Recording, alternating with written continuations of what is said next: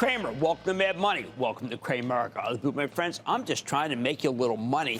My job is not just to entertain, but to educate, to teach you. So call me at 1-800-743-CNBC. Tweet me at Jim Cramer. Normally, when the government gets involved with business, you expect it's going to be bad, or at least bad for the business in question.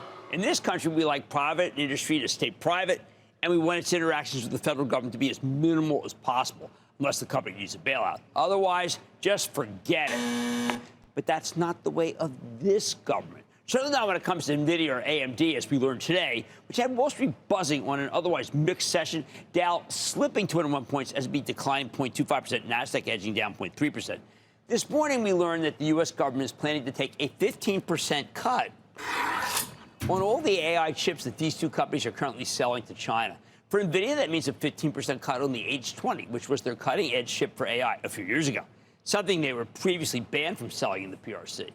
The president then said that Nvidia might be getting approval to sell a next-generation chip to the Chinese, something, wow, more like their current version, Blackwell, except it won't have as much computing power. We didn't expect that Blackwell could be allowed in China. This was a big deal that the market completely just ignored. That was a mistake. The president had asked for a 20% cut of revenues, but Nvidia CEO Jensen Huang bargained him down to 15%. That was good. The news was greeted as a total novelty, although it wasn't the first time this government has taken a stake to profit from its own moves. Not that long ago, the Defense Department took a 15% stake in MP Materials, the rare earth mineral company with a stock that subsequently doubled. Good trade for the country. We need these materials for national security, and an even better trade for the Defense Department, given that it caught a double. The cost to shareholders for the Nvidia deal, as we told Investing Club members today, Nvidia was selling about $8 billion worth of chips to China, that's every quarter, prior to the previous export restriction. A 15% haircut would equate to a little more than $1 billion per quarter, or about $5 billion per year.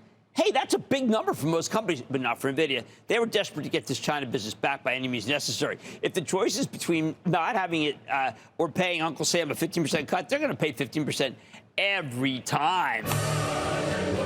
Many expressed outrage that President Trump demanded a return here. Given that business is, well, business, and the government's not supposed to get directly involved, right? I mean, it's certainly not your typical free market policy. Some even called it extortion.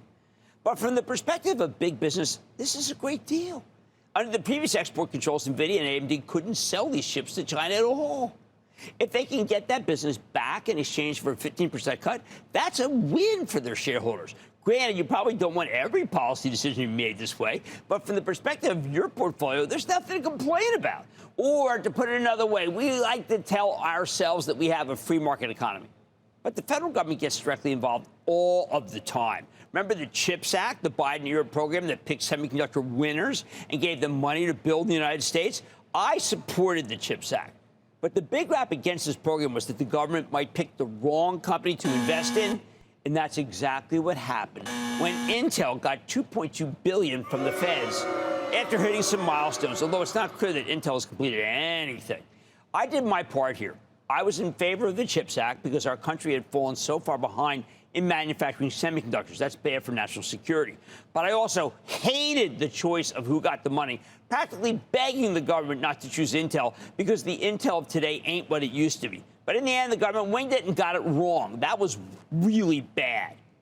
This time, at least, the Trump administration is picking a pair of proven winners, AMD and Nvidia, and getting taxpayer billions of dollars risk-free. At the same time, I want people to realize that there's nothing novel about what Trump did by taking a 15% cut of this Chinese semiconductor business. Taking a stake is something that the U.S. government has done many times. In 1979, when Chrysler was about to go bankrupt, the government took a stake, knowing that their investment would allow the company to make it. The government made $311 million when it sold off its stake in Chrysler years later. Or how about the Great Recession? At the time, the government was worried about failing banks, so it took big stakes in all of the majors to prop up the entire industry. Then eventually they sold these stakes off for a hefty profit. That, too, was a given. If the U.S. government invests in a bank, it's not going under. The bank is worth a lot more after the investment. Somehow the government failed to make money on its stake and then it took into Save General Motors. But you know what? When I've looked into that, that was just bad trading.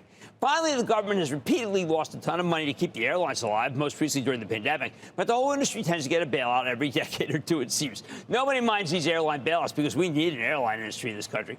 So there's nothing novel at all about taking a 15% cut. It's not like Trump collecting this money personally. It's not going to his library, for heaven's sake. That 15% goes straight to the Treasury.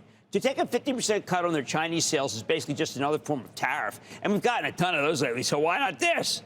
I'm not saying that the government's 15% cut of chip sales to China is perfect policy. There's an element of pay-to-play here that's definitely debatable. Although, again, pay-to-play is great for big business. I'm not saying it's what I would have done if I were president. I'm just saying that of all the ways the federal government has gotten directly involved with business in recent years, I'm calling this one the most benign. But let's take a step back a second. The government has gotten directly involved in business many times over the last 50 years. What matters to me is, did the government block something that it shouldn't block? Go back in time to when the president said that Nvidia was not allowed to sell its lesser chips to China, something that hurt the stock, but more important, forced China to be able to develop its own AI chips. Letting them have their own AI chips is bad for us. It's not good. CEO Jensen Huang went to the president, pleaded that case. He pleaded it would be better for the U.S. if the Chinese were dependent on our AI chips. The software the Chinese would write on Nvidia chips would keep them on Nvidia for the duration. Trump didn't change his mind. Agree with Jensen. Or to put it another way, the government intervened where it shouldn't have, and then it changed course to do the right thing. That was the big decision that mattered, not this 15% tariff equivalent on these chips. That's the one that matters. The bottom line. Wring your hands all you want, but this chip deal is good for the taxpayer and good for Nvidia and AMD. If the chip makers aren't complaining, why should we? Let's speak to James in Indiana. James. Yes, Professor Cramer. First, yes, I want James. to say thank you for your insights on the market and stocks. It has made me money. Yes, today, James, thank you. Today, I wanted to ask you about Chipotle. I bought it last year in the low 50s, and it's down 20%. Should I sell or hold? I am troubled. I am troubled by Chipotle. It hit a 52-week high today, a 52-week low today at 41. Something does. I think that Scott Boatwright should come on, and we suss out what's going on here, because I don't like the action and I don't like what I'm hearing. And yet I know that this is a place that I still like to eat. So I don't want to give up on it because I still like the product. Let's do some let's do a deep dive on this one. Let's go to Julie in Minnesota. Julie. Hi, Jim. Thanks for taking my call. Oh, thank you for calling, Julie. I have a stock in my portfolio that has been a thorn in my side. I purchased it in 2021 at its very highest, obviously. It started to go down. I bought more to help cut my cost average. I'm still in red on this stock. I know they have a new CEO trying to turn things around, but what advice could you give me on PayPal? All right, this is really important. I think that the PayPal CEO is going to figure this out. This is Alex Chris. He's very good. I do think that PayPal has a great business, but the price is great. You know, it's really top in buy now, pay later, which everybody's so crazy about. But I do think that Alex has got to start delivering, and he didn't deliver in that last quarter. I don't want you to give up on PayPal, and that's not out of hope. That's out of Alex Chris and the core business, which I think is still strong enough to turn around. Marilyn in Michigan. Marilyn. Yes, Tim. I am a first-time caller, long-time listener. Here's my question. Berkshire B shares in an IRA, buy more, sell them all? Buy more. I'm not buying this idea that this thing is Warren Buffett and nothing else. That doesn't make sense.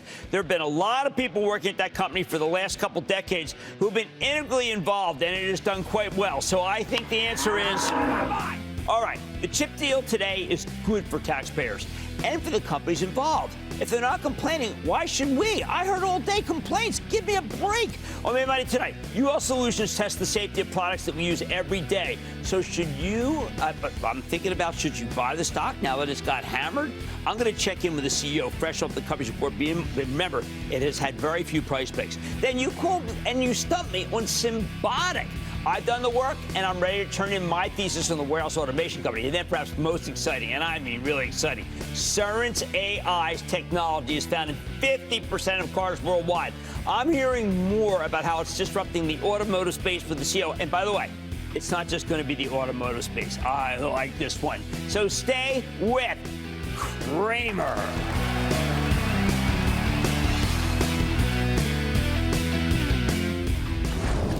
Don't miss a second of Mad Money. Follow @Jim Cramer on X. Have a question? Tweet Cramer. #MadMentions. Send Jim an email to madmoney@cnbc.com or give us a call at 1-800-743-CNBC. Miss something? Head to madmoney.cnbc.com.